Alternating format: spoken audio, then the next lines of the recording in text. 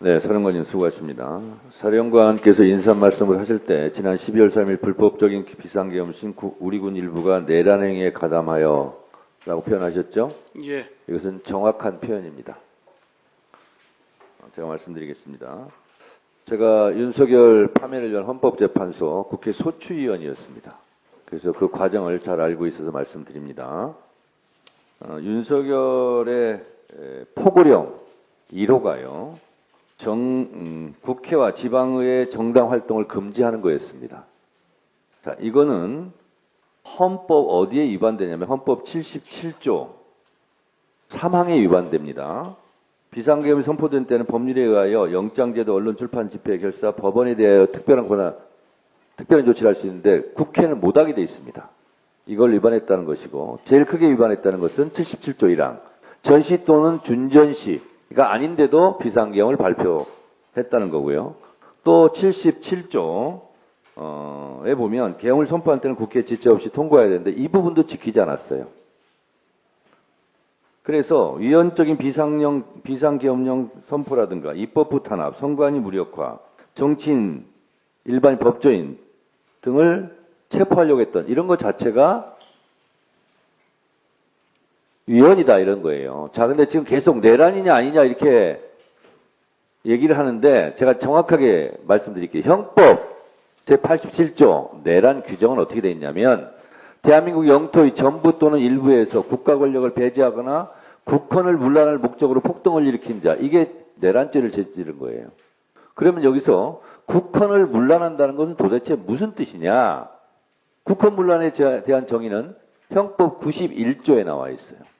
헌법 또는 법률에 정한 절차에 의하지 아니하고 헌법 또는 법률의 기능을 소멸시키는 것. 윤석열이 그렇게 한 거예요. 또 91조 2항 국헌 문란의 정의는 헌법에 의하여 설치된 국가기관을 강압위하여 전복 또는 그 권능 행사를 불가능하게 하는 것. 선관위 침탈하고 국회 침탈하는 것이 바로 형법 91조 국헌 문란 2항에 해당되는 거예요. 또 헌법과 법률을 위반해서 비상계엄을 일으킨 것 자체가 국헌 문란이고 그 국헌 문란 목적으로 폭동을 일으켰기 때문에 내란이라는 거예요. 이게 명확한 거예요. 왜 이걸 가지고 자꾸 시비를 하죠? 자, 그런데 헌법재판소는 위헌이냐 아니냐, 또 위헌에 대한 중대성이 얼마나 있느냐 없느냐만 판단하는 거예요. 다시 말해서 내란 행위에 대해서 헌법에 위반됐느냐 안 됐느냐, 얼마나 중요하냐, 위헌성과 중대성을만 판단하는 거예요. 그러면 지금 얘기하고 있는 내란죄는 일반 형사법정에 가서 사형을 받을지 무기를 받을지 징역 10년을 받을지는 거기 가서 따져라 이런 거예요. 따라서 헌법재판소에서 내란이 맞다라고 이미 윤석열을 파면한 겁니다. 내란 행위에 그래서 군인이 가담한 것이 맞는 거예요. 아직 일반 형사법정에서 판결이 안 났다 할지라도 죄 형량만 일반 형사법정에서 따지겠다 이런 뜻입니다. 그래서 지금 일반 형사법정에서 이것이 끝나지 않았기 때문에 내란인지 아닌지 아직 모른다, 무죄 추정의 원칙이다 하는 것은 법에 대한 무지고 무식한 거예요. 따라서 우리 사령관께서 군의 일부가 내란의 행위에 가담하였다는 부분에 사과한 것은 잘한 거예요. 아셨습니까? 명확하게 이 부분을 알고 계셔야 되겠다 이런 생각이 듭니다. 자, 제가 여러 가지를 준비했는데 몇 가지만 말씀드릴게요. 구체적인 거 말씀 안 드리겠습니다. GOP 과학화 경계 시스템 현장 목소리를 경청해야 한다는 거 제가 서면지리 다 넣을 겁니다. 이거 보시고요. 자, 그리고 탄약 관리 실태가 이게 좀 몇 년 전에 어디 것이 소실됐는데 다시 나왔어요. 이것이 발견이 됐어. 근데 탄약 개수는 똑같다고 계속 보고했어요. 그렇다면 탄약이 소실된 것에 대해서 숨겼던가 허위 장부를 꾸렸다든가 이런 문제가 발생하는 거예요. 이거 답변해 주시고요. 서면으로 답변해 주시기 바랍니다. 예, 알겠습니다. 그리고 계속 사고가 일어나고 있어요. 이것도 보시고, 또 하나는 제가 가장 심각하게 좀 지적할 것은 부사관 이탈 현상이 좀 심하죠, 지금. 예. 몇 년 전 거 비교하니까 뭐 3배가 늘었다 어쨌다 그러는데 이에 대한 대책이 있어요? 그거 말씀해 주세요.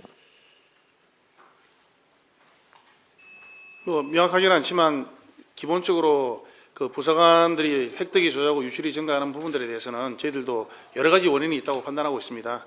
자신이 하고 있는 일에 대한 가치 인식과 사회적 존중의 어떤 부재, 그다음에 그에 상응하는 적절한 보상의 어떤 미흡 등 여러 가지 원인이 있는데 그 제작사에서는 간부들이 군복무에 자긍심을 가지고 제작사에 근무할 수 있도록 하는 노력들을 철저히 해나가겠습니다.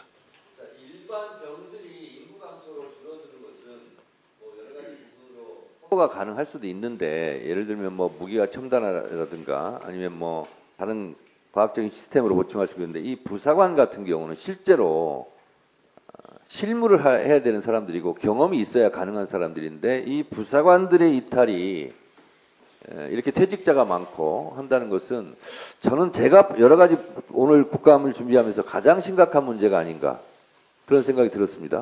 장군은 장군대로 사병은 사병대로 뭐 할 위치가 있고 일이 있는데 그걸 이어주는 실제로 경험 많은 이런 부사관들이 현장을 떠나고 그 군을 제대한다는 거, 이탈한다는 것은 정말 가장 심각한 문제다. 그래서 이 부분에 대한 보완을 어떻게 할 것인가 하는 부분에 대해서 보관을 가지고 있습니까? 예, 방금 그 의원님 말씀에 적극 공감합니다. 부사관은 군 전투력의 중추입니다.